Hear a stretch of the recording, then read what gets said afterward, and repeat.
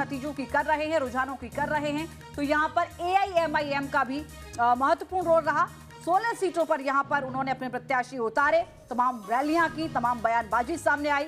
लेकिन इस बीच जो खबर है वो थोड़ी मायूस भरी है AIMIM के लिए। 2 सीटें ऐसी हैं जहां से AIMIM के कैंडिडेट आगे चल रहे हैं और उसमें एक सीट है औरंगाबाद ईस्ट से, जहां AIMIM के उम्मीदवार इम्तियाज जलील आगे चल रहे। यहां बीजेपी, कांग्रेस और AIMIM यानी कि त्रिकोणीय यहां पर मुकाबला है। ये विधानसभा सीट पर प्रत्याशियों की अगर बात की जाए तो बीजेपी की ओर से यहां अतुल सावे को एक बार फिर से टिकट दिया गया, मैदान में उतारा गया, क्योंकि पिछली बार ये बीजेपी के खाते में ही सीट गई थी। और कांग्रेस की ओर से यहां पर लहू हनुमंतराव शिवाले चुनावी मैदान में है। AIMIM की ओर से इम्तियाज जलील चुनावी मैदान में है। ये विधानसभा सीट औरंगाबाद जिले के अंतर्गत आती है, जो कि आधिकारिक तौर पर आप समझें तो छत्रपति संभाजीनगर जिले के रूप में अब इसको जाना जाता है। पहले इसका नाम कुछ और था। औरंगाबाद ईस्ट विधानसभा क्षेत्र में इस बार 2 बड़े मुस्लिम कैंडिडेट हैं, जिसका फायदा हो सकता है कि अतुल सावे को मिल सकता है। लेकिन फिलहाल जो खबरें सामने आ रही थी, जो शुरुआती रुझान सामने आ रहे थे, उसमें AIMIM को बढ़त मिलती हुई इस सीट से नजर आ रही थी। बिल्कुल। और इसी के साथ अगर आप अन्य की बात कर रहे हैं, जिसमें रॉबर्ट वाड्रा क्या कुछ कह रहे, सुनिए।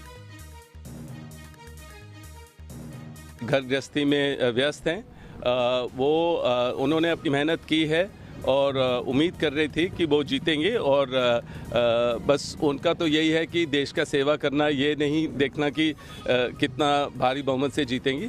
पर वो खुश हैं जो उनको पता चल रहा है, जो रिज़ल्ट आ रहे हैं। और खाली वो देख रहे हैं अब वो वायनाड के लोगों को, उनकी जो मुश्किलें हैं, जो भी हैं, कैसे उसको बुलंद करेंगे और मतलब जो उनके लिए जो उन्होंने वायदे किए वो पूरे करेंगे। सर, झारखंड के अंदर आपकी सरकार जो इंडिया गठबंधन की सरकार है वो वापसी करती दिख रही है, लेकिन महाराष्ट्र से कोई अच्छी खबर नहीं है। बहुत ज़्यादा जो है पीछे आप महाविकास अघाड़ी हो गई, कैसे देखते हैं? नहीं, देखिए, महाराष्ट्र की जनता जो भी उन्होंने निर्णय लिया है, हमें उससे हमें सीखना चाहिए और ज़रूर और मेहनत करने की ज़रूरत है महाराष्ट्र के जनता के लिए, लोगों के लिए।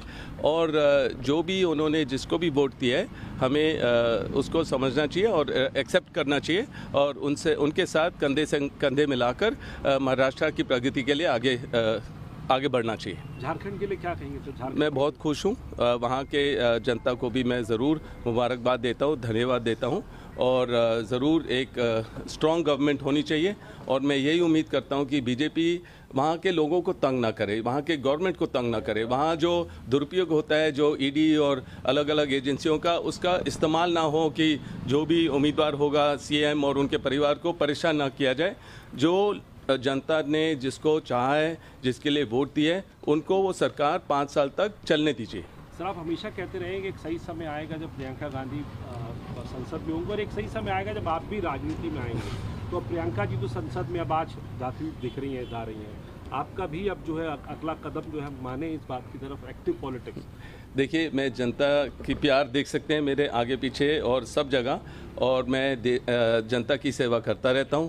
मुझे अभी तो लग नहीं रहा है कि मुझे अभी संसद में होने की ज़रूरत है। लोगों के साथ मैं हर कोने, देश के हर कोने तक पहुंचता हूं।